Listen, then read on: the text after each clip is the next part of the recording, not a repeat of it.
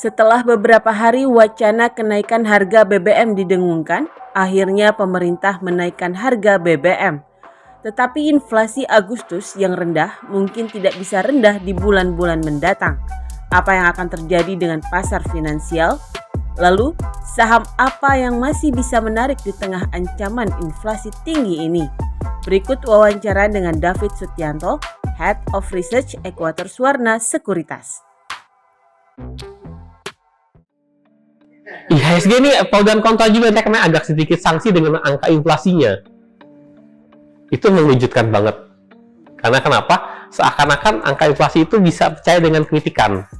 Jadi, waktu dulu kan kemarin kan inflasi kita naik 5% tuh. Semua orang bilang, inflasi kita masih hebat 5%. Tapi kan banyak ekonom yang men-spotlight inflasi 5%, tapi kan kenaikan harga bahan pokok itu udah 9,8. Bahkan mungkin bisa 10%-an lah kita bulatkan. Itu yang di-spotlight kan. Tapi total kemarin disebutnya deflasi, yang didorong oleh penurunan harga bahan-bahan pokok lagi. Nah, itu menjadi pro dan kontra di situ. Kita sudah cukup lama ya, kayaknya melihat data-data dari government ini kayak agak-agak kurang inline dengan kondisi yang ada di market. Nah, cuman dalam hal ini gini, Indonesia itu secara theoretically masih sangat-sangat menarik. Karena kenapa? Kita memberikan yield positif. Obligasi negara kita kan 6-7% ya, anggap 7%-an lah ya. Inflasi kita baru 5-an, 4,69 yang kalau Agustus. Itu berarti masih positif yield. Bayangkan kalau Amerika, yield obligasinya baru 2,5%. Inflasinya sudah 8%. Eropa, Jepang, dan teman-temannya. Jadi memang Indonesia ini masih sangat-sangat menarik sekali untuk tujuan investasi. Kemudian juga beberapa saham kita kan juga juara. Misalnya kita bicara komoditi boom di sini. Bisa dilihat saham-saham batu bara, kinerjanya sangat bagus. Ada saham yang udah mati, udah jadi zombie, bisa hidup lagi, bisa segar-bugar lagi karena laba. Nah, itu yang membuat Indonesia itu masih sangat-sangat menarik ke situ.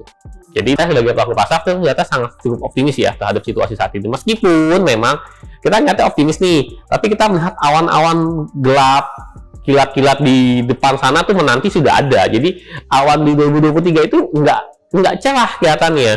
Meskipun sekarang kita suasananya masih adem-adem cerah kayak gini, tapi kita melihat juga urusannya kok kayak awan gelap banget gitu.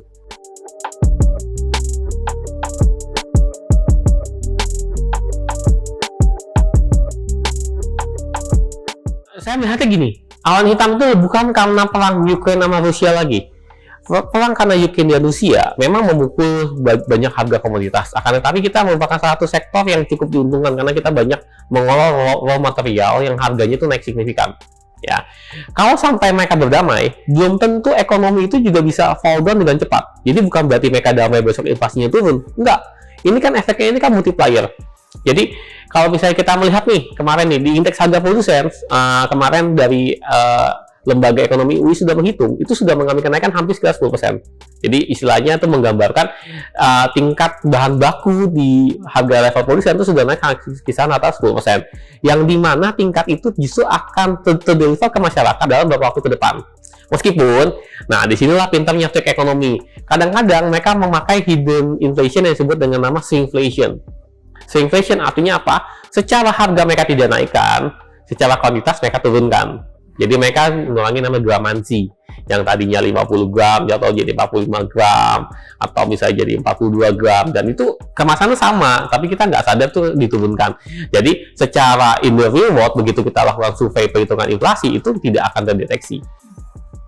Nah, cuman itu yang nggak bisa dilakukan adalah untuk produk-produk segar, untuk produk-produk yang memang dijual berdasarkan kuantitasnya. Dalam hal ini seperti harga daging, harga ayam, dan teman-teman kan nggak mungkin dong ayamnya tanpa pahanya gitu, nggak mungkin. Makanya kemarin harga-harga di pasar itu mengalami kenaikan ya karena itu gitu. Tapi untuk harga-harga yang diproduksi oleh pabrik itu bisa sedikit reduce untuk kenaikannya karena itu.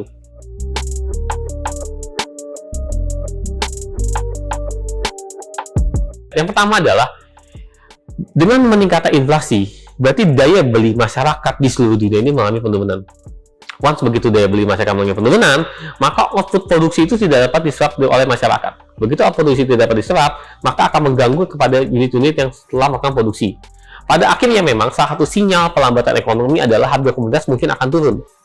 Nah, akan tetapi slowing down ini kita akan berbicara apa yang akan dilakukan oleh pemerintah-pemerintah di dunia ini untuk bisa mencegah slowing down ini berlarut-larut. Karena kalau kita melihat, kita belum selesai dari badai COVID-19, yang dimana pemerintah seluruh dunia itu printing money in everywhere. including Indonesia. Nah, sekarang begitu terjadi krisis kembali, solusi apa yang akan ditawarkan? Nah, itu yang menjadi cukup menarik nih, arahnya mau kemana? Karena kalau misalnya kita melihat apakah solusi dengan printing money lagi, ya sama aja mereka melakukan hal yang sama yang ujung-ujungnya semakin besar nih bubble burst-nya. Jadi kalau misalnya kita bicara 2023, masih merupakan misteri. Akan tetapi, so far, selama harga komoditas masih bagus, emiten-emiten masih membuka profit, ya udah gue keep going on aja di market Indonesia.